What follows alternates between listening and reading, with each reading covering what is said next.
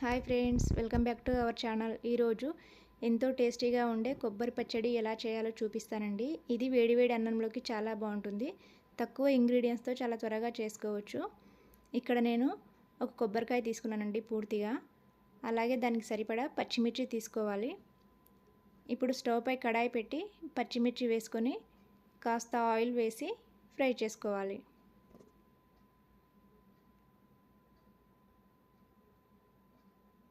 ఇలా మూత పెట్టి ఒక 2 నిమిషాలు మగ్గనివ్వాలండి. ఈ విధంగా ఫ్రై అయితే సరిపోతుంది. ఇందులోనే ముందుగా కట్ చేసుకున్న కొబ్బరి ముక్కలు వేసుకొని ఫ్రై చేసుకోవాలి. ఇది స్లో ఫ్లేమ్లోనే ఫ్రై చేసుకోవాలండి. కొబ్బరిని మరీ ఎక్కువసేపు ఫ్రై చేయకూడదు. అలాగే కాస్త పసుపు వేసి అంతా బాగా కలిసేలా కలుపుకొని స్టవ్ ఆఫ్ చేసుకోవాలి. ఇది చల్లారనివ్వాలండి. ఇలా చల్లారిన తర్వాత ఒక మిక్సీ గిన్నెలో వేసుకోవాలి.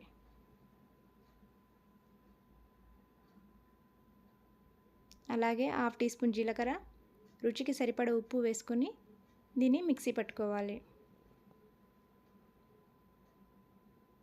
చూశారు కదండి, ఈ విధంగా మిక్సీ పడితే సరిపోతుంది. కొబ్బరిని మరీ మెత్తగా మిక్సీ పట్టకూడదండి. ఇలా కచ్చాపచ్చగా ఉంటేనే కొబ్బరి పచ్చడి చాలా టేస్టీగా ఉంటుంది. ఇలా రెడీ అయిన పచ్చడిని వేరొక బౌల్లోకి తీసుకోవాలి.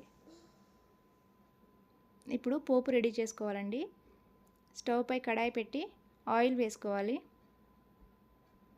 ఆయిల్ వేడైన తర్వాత పోపు దినుసులు వేసుకొని కాస్త ఫ్రై చేసుకోవాలి.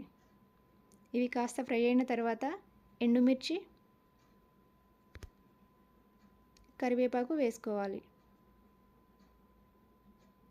ఈ కరివేపాకు బాగా ఫ్రై అయిన తర్వాత స్టవ్ ఆఫ్ చేసుకోవాలండి. ఇలా రెడీ అయిన పోపుని ముందుగా రెడీ చేసి పెట్టుకున్న పచ్చడిలో వేసుకొని అంతా బాగా కలిసేలా కలపాలి. ఈ విధంగా కలుపుకుంటే సరిపోతుందండి. చూశారు కదా, ఎంతో టేస్టీగా ఉండే కొబ్బరి పచ్చడి రెడీ అయిందండి. ఇది వేడివేడి అన్నంలోకి చాలా బాగుంటుంది. ఒక్కసారి ట్రై చేసి మీకు ఎలా అనిపించిందో కామెంట్ బాక్స్లో తెలియజేయండి.